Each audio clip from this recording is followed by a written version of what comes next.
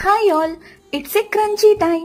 ఈ చల్లని సాయంత్రం రెయిన్ పడుతున్నప్పుడు వేడి వేడి మునగాకు పకోడీ తిందాం వచ్చేసేయండి మా ఇంటికి. మునగాకు పకోడీ చాలా యమ్మీగా అండ్ టేస్టీగా ఉంటుంది. ప్రాసెస్లోకి వెళ్తే ఫ్రెష్గా ఉన్న మునగాకు తీసుకొని లీవ్స్ అన్నీ కూడా సపరేట్ చేసుకుని క్లీన్ చేసుకోవాలి. తర్వాత ఆనియన్స్ ఎంత వీలైతే అంత సన్నగా లాంగ్గా కట్ చేసుకోండి. కట్ చేసుకున్న ఆనియన్స్లో 2 మిర్చీస్ కూడా కట్ చేసుకుని వేసుకోవాలి. అందులో టేస్ట్కి సరిపోయినంత సాల్ట్, టర్మరిక్ పౌడర్, మిర్చి పౌడర్, ధనియా పౌడర్ కూడా వేసుకొని మిక్స్ చేసుకోండి.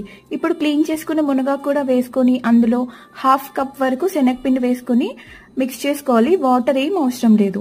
ఇప్పుడు ఒక ప్యాన్లో ఆయిల్ వేసుకుని బాగా హీట్ అయిన తర్వాత పకోడీలా వేసుకోవాలి. ముద్దలుగా వేయకండి, అస్సలు బాగోదు. సపరేట్ అయ్యేలాగా వేసుకుంటే క్రంచీగా టేస్టీగా ఉంటుంది. అదే పర్ఫెక్ట్ పకోడీ అంటే. సో గోల్డెన్ కలర్కి వచ్చే వరకు ఫ్రై చేసుకుని సర్వ్ చేసుకోవడమే. నచ్చిందా? అయితే సబ్స్క్రైబ్ చేసుకోండి.